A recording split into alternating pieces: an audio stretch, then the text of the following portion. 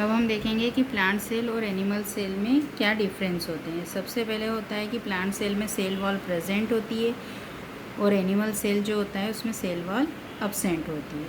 फिर उसके बाद प्लास्टिड्स इसमें प्रेजेंट होंगे, यानी हमारी प्लांट सेल में प्लास्टिड्स होंगे और एनिमल सेल में वो अब्सेंट होंगे। क्यों होंगे? क्योंकि इसमें क्लोरोफिल होता है। क्लोरोप्लास्ट जो पिगमेंट है वो प्लांट सेल में होता है, एनिमल सेल में नहीं होता है, इसलिए इसमें वो प्लास्टिड्स प्रेजेंट है और इसमें अब्सेंट है।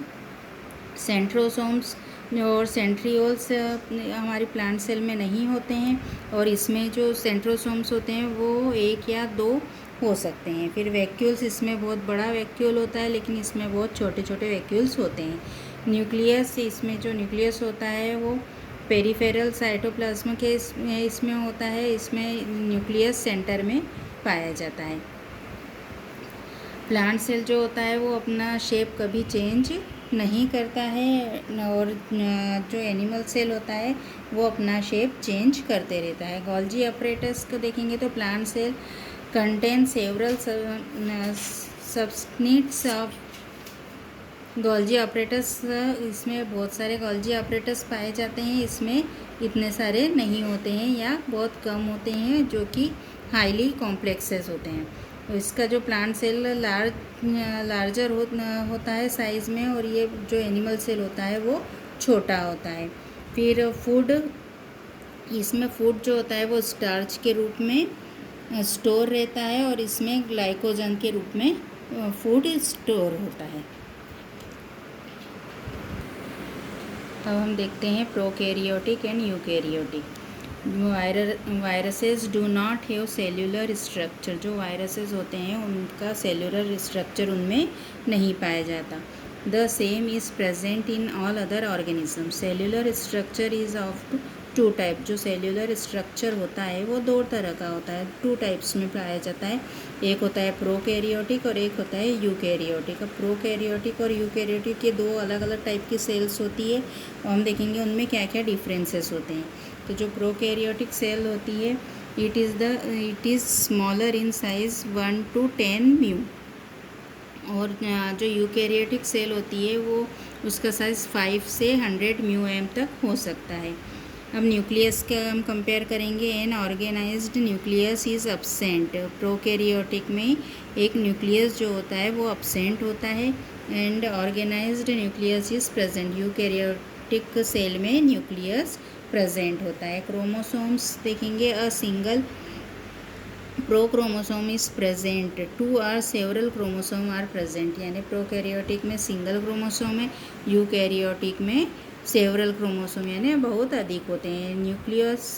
न्यूक्लियोलस इसमें अब्सेंट होता है। प्रोकैरियोटिक में न्यूक्लियोलस नहीं होता है और यूकैरियोटिक में वो प्रेजेंट होता है। राइबोसोम्स होते हैं, they are 70s and ribosome present in the cytoplasm are 80s।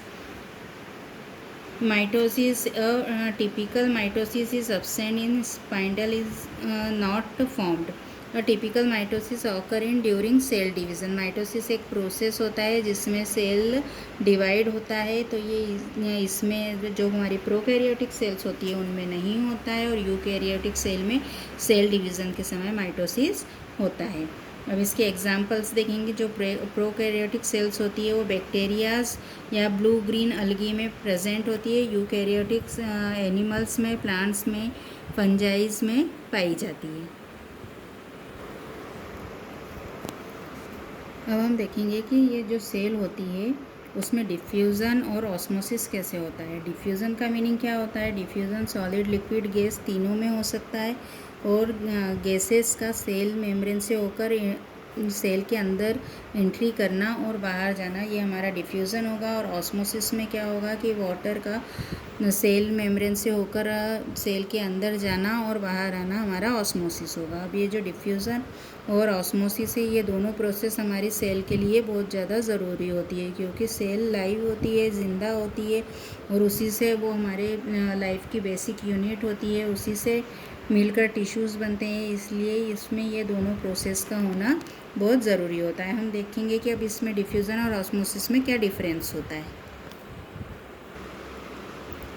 जो डिफ्यूज़न होता है वो है it is the movement of substance from the area of higher concentration to the area of lower concentration.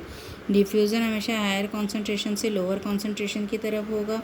और ये osmosis में देखेंगे, it is the movement of water from the area of the higher concentration to the area of its lower concentration through the semi permeable membrane. यानी कि पानी का higher concentration से lower concentration की ओर, यानी बाहर से अंदर या अंदर से बाहर की ओर आना जाना हमारा ऑस्मोसिस में आएगा।